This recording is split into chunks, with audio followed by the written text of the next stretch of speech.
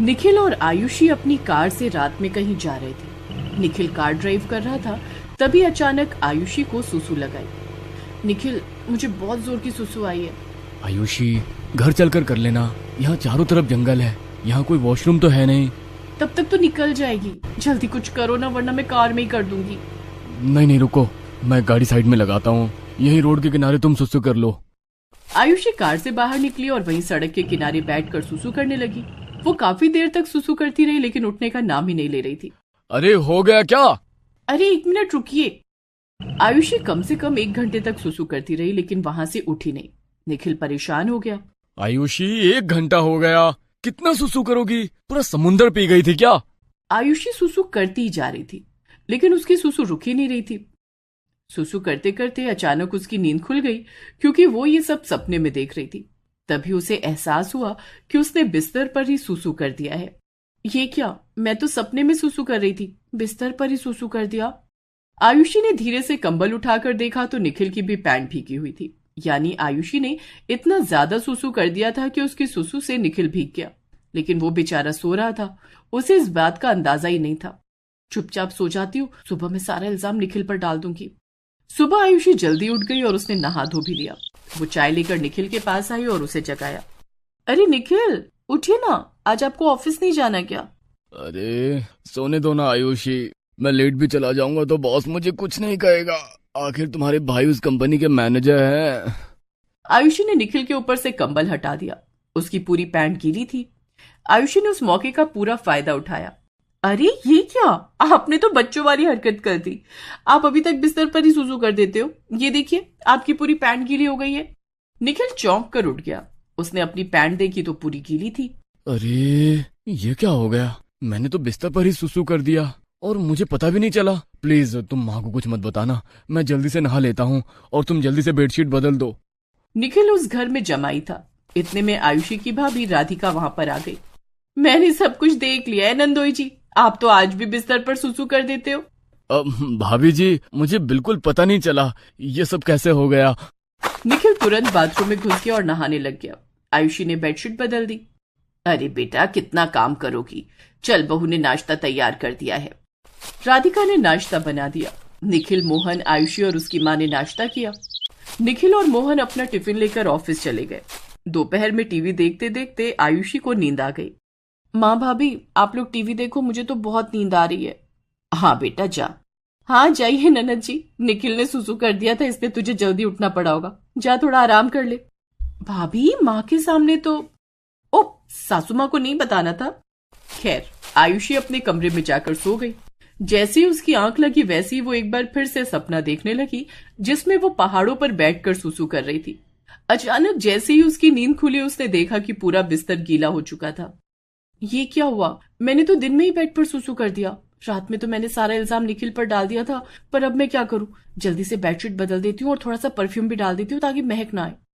आयुषी ने जल्दी से बेडशीट एक बार फिर से बदल दी और पूरे बेड पर परफ्यूम भी डाल दिया। इतने में उसकी माँ उसके कमरे में आ गई। अरे आयुषी, तू तो यहाँ सोने आई थी, ये बेडशीट क्यों बदल दी तूने? अभी सुबह ही तो बदली थी। अब आयुषी को समझ में नहीं आ रहा था कि वो अपनी माँ को क्या जवाब दे, लेकिन किसी तरह उसने बात को संभाला। वो माँ, इस बेडशीट से बहुत बदबू आ रही थी, इसलिए मैंने चेंज कर दी। ठीक है, इसमें घबराने वाली क्या बात है बेटा। मैं तो तुझे ये बताने आई थी कि पड़ोस की तेरी निर्मला काकी आई हुई है। वो बोल रही हैं कि तेरी बेटी के हाथ की चाय और पकौड़ी खानी है। हाँ माँ, आप लोग गप्पे मारो, तब तक मैं चाय और पकौड़े बनाकर लाती हूँ। आयुषी उन लोगों के लिए चाय पकौड़े बनाकर लाई। तभी अचानक आयुषी की माँ ने कहा, अरे तुमको पता है, मेरा दामाद तो अभी भी बच्चा है। कल रात उसने बेड पर ही सुसु कर दिया। सुसु तो मैंने किया था, लेकिन मेरी वजह से निखिल की बेइज्जती हो रही है। अब काकी ये बात पूरे गांव में बता देंगी। अरे माँ, ये बात आप काकी को काहे बता रही हो? निखिल बड़े हो गए, अगर उन्हें पता चला तो वो क्या सोचेंगे? अरे आयुषी, काकी पराई थोड़ी ना है, ये तो अपनी है। खैर, रात हो गई और निखिल अपने घर वापस लौट रहा था। निखिल जैसे ही घर पहुंचा, तभी पड़ोस की एक चाची ने उसे रोकते हुए कहा, अरे दामाद जी, आ गए काम से? हाँ चाची, बस आ ही गया, घर ही जा रहा था। आप बताइए, छोटू कैसा है? छोटू तो ठीक है निखिल, वो भी काफी समझदार हो गया है। अब तो वो बिस्तर पर सुसु भी नहीं करता, और तू इतना बड़ा हो गया फिर भी आज भी बिस्तर पर सुसु कर देता है। अरे चाची, ऐसा कुछ नहीं है। ये आप क्या कह रही हैं? अरे बेटा, मुझसे कैसा शर्माना, शर्माओ मत, जाओ अपने घर जाओ। निखिल घर आते ही आयुषी पर टूट पड़ा। आयुषी, तुम मेरा मजाक उड़ाने का कोई भी मौका नहीं छोड़ती। गांव की ममता चाची को तुमने क्यों बताया कि मैंने बिस्तर पर सुसु कर दिया था? हाँ? इससे पहले कि आयुषी कुछ बोल पाती, उसकी माँ वहां पर आ गई। मेरी बेटी पर गुस्सा करने की कोई जरूरत नहीं है, वो जरूर तेरी काकी ने बताया होगा पूरे गांव को। हाँ दामाद जी, कल सासू माँ ने मजाक मजाक में उनसे बता क्या दिया, उन्होंने तो पूरे गांव में ही बता दिया। क्या सासू माँ, आप भी कमाल करती हो। आपको पता है ना, काकी के पेट में कोई बात नहीं पचती। खैर, निखिल खाना पीना खाकर सो गया। रात में एक बार फिर से आयुषी ने एक ऐसा सपना देखा जिसमें वो किसी राजमहल में सुसु कर रही थी। जैसे ही उसकी आंख खुली, उसने देखा कि उसने फिर से बिस्तर पर सुसु कर दिया है। निखिल की भी पैंट थोड़ी सी गीली हो गई। ये सब क्या हो रहा है मेरे साथ? मैं जब भी सोती हूँ बिस्तर पर सुसु कर देती हूँ, चुपचाप सो जाती हूँ। अगर किसी को पता चला कि मैं ही बिस्तर पर सुसु करती हूँ तो मेरी तो वाट लग जाएगी। सबसे ज्यादा भाभी मेरा मजाक बनाएंगी। अगली सुबह जब निखिल सोकर उठा तो उसने देखा कि उसकी पैंट फिर से गीली थी। आयुषी ने फिर से चादर बदल दी। आयुषी, मुझे लगता है कि मुझे डॉक्टर को दिखाना पड़ेगा। कोई ना कोई प्रॉब्लम जरूर हो गई है। इसी वजह से मैं बिस्तर पर सुसु कर देता हूँ हर रोज। सासू माँ, भैया, भाभी क्या सोचेंगे मेरे बारे में? निखिल ऑफिस जाने से पहले डॉक्टर के पास गया और उसे सारी प्रॉब्लम बताई। डॉक्टर ने निखिल का चेकअप किया और कहा, देखिए मिस्टर निखिल, आपकी रिपोर्ट तो बिल्कुल नॉर्मल है। मुझे नहीं लगता कि आप बिस्तर पर सुसु करते होंगे। खैर, निखिल डॉक्टर के पास से वापस आ गया। शाम को जब वो अपने घर लौट रहा था तब गांव की कुछ लड़कियां, लड़के और औरतें उसका मजाक उड़ाने लगी। क्या जीजा, रात को हमारी दीदी को देखकर सुसु आ जाती है क्या आपको? इतना डर लगता है उनसे आपको? बीवी का डर तो हर किसी को होता है। खैर, निखिल बिना कुछ बोले वहां से वापस अपने घर आ गया।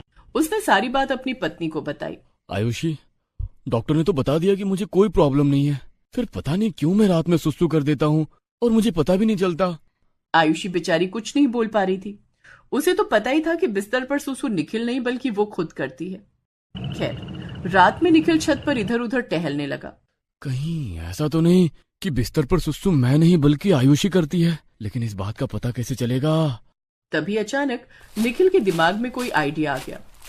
आप इतनी रात में कहाँ जा रहे हैं निखिल? आपने कुछ बताया भी नहीं। अरे, मैं तुमको बताना ही भूल गया। अभी जस्ट 10 मिनट पहले मेरे स्कूल के दोस्त का फोन आया था। आज हम सभी स्कूल के फ्रेंड्स मिलने वाले हैं, तो मुझे जाना पड़ेगा, वरना वो कल सुबह अमेरिका निकल जाएगा। ठीक है, इसमें इतना परेशान होने वाली क्या बात है? निखिल घर से बाहर निकल गया, लेकिन वो कहीं गया नहीं, बल्कि अपने कमरे के पीछे खड़ा होकर खिड़की से ही सब कुछ देखने लगा। आज रात में आयुषी पर नजर रखूंगा। अगर इसने बिस्तर पर सुसु की तो ये बेडशीट जरूर चेंज करेगी। रात में फिर से आयुषी ने बिस्तर पर सुसु कर दी। आधी रात को जब उसकी नींद खुली तो उसे इस बात का पता चला। वो तुरंत ही बेडशीट चेंज करने लगी, लेकिन तभी निखिल बोल पड़ा, पकड़ लिया। इसका मतलब बिस्तर पर सुसु मैं नहीं बल्कि तुम करती थी आयुषी। मुझे माफ कर दीजिए निखिल, मैं ही हर रोज बिस्तर पर सुसु कर देती थी और आपका नाम लगा दिया करती थी हर बार। प्लीज आप किसी को बताना मत। अरे नहीं बताऊंगा यार, तुम कल मेरे साथ डॉक्टर के पास चलना, सब ठीक हो जाएगा। अगले ही दिन कोई बहाना बनाकर निखिल आयुषी को डॉक्टर के पास ले गया। डॉक्टर ने जब उसकी जांच की तो पता चला कि उसकी किडनी में कोई प्रॉब्लम थी, जिस वजह से वो जैसे ही पानी पीती थी वैसे ही थोड़ी देर बाद उसे सुसु लगाती थी।